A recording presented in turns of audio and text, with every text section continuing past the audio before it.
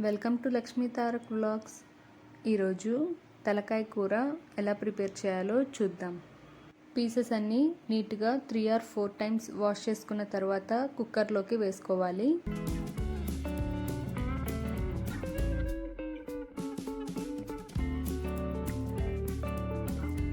ఇందులో 1/2 tea spoon ఉప్పు వేసుకోవాలి. అలానే 1/2 టీ స్పూన్ పసుపు వేసుకోవాలి. ఉప్పు పసుపు పీసెస్కి పట్టేలాగా ఒకసారి కలుపుకోవాలి. ఇవి ఉడికించడానికి సరిపడా వాటర్ వేసుకోవాలి. నేను చిన్న గ్లాస్ వాటర్ వేస్తున్నాను. కుక్కర్ మూత పెట్టేసి విజిల్ పెట్టుకొని స్టవ్ పై పెట్టి 5 విజిల్స్ వచ్చేంత వరకు ఉడికించుకోవాలి.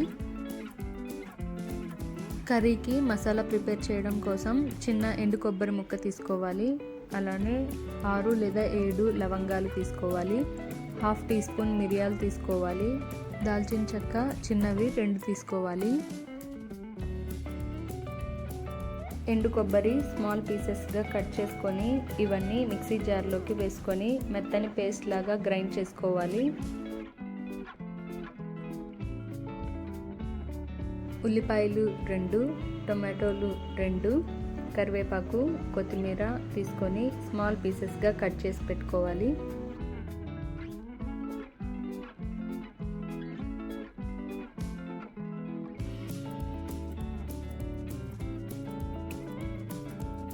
స్టవ్ ఆన్ చేసుకొని కడాయి పెట్టుకొని 4 టేబుల్ స్పూన్స్ ఆయిల్ వేసుకోవాలి.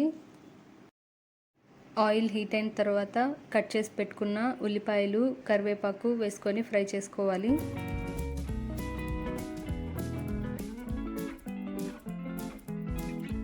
ఉల్లిపాయలు ఈ విధంగా ఫ్రై అయిన తర్వాత అల్లం వెల్లుల్లి పేస్ట్ 2 టేబుల్ స్పూన్స్ వేసుకొని ఫ్రై చేసుకోవాలి.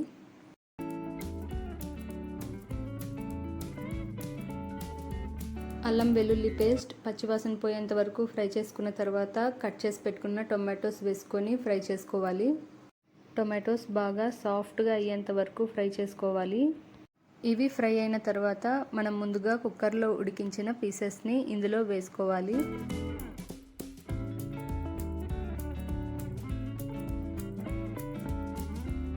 పీసెస్ ఉడికించేటప్పుడు ఆల్రెడీ ఉప్పు వేసాను, అది సరిపోదు కాబట్టి ఇప్పుడు గ్రేవీకి సరిపడా ఉప్పు వేసుకోవాలి. అలానే కారం 2 టేబుల్ స్పూన్స్ వేసుకోవాలి. కారం మనం తీసుకునే స్పైస్కి తగ్గట్టు యాడ్ చేసుకోవచ్చు. అలానే 1 టేబుల్ స్పూన్ ధనియాల పొడి వేసుకోవాలి.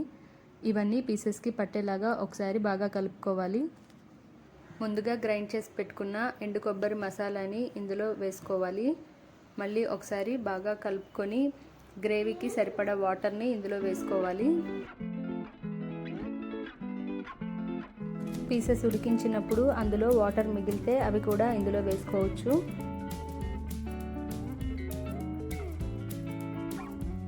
వాటర్ యాడ్ చేసిన తర్వాత ఒకసారి కలుపుకొని మూత పెట్టేసి 10 మినిట్స్ ఉడికించుకోవాలి.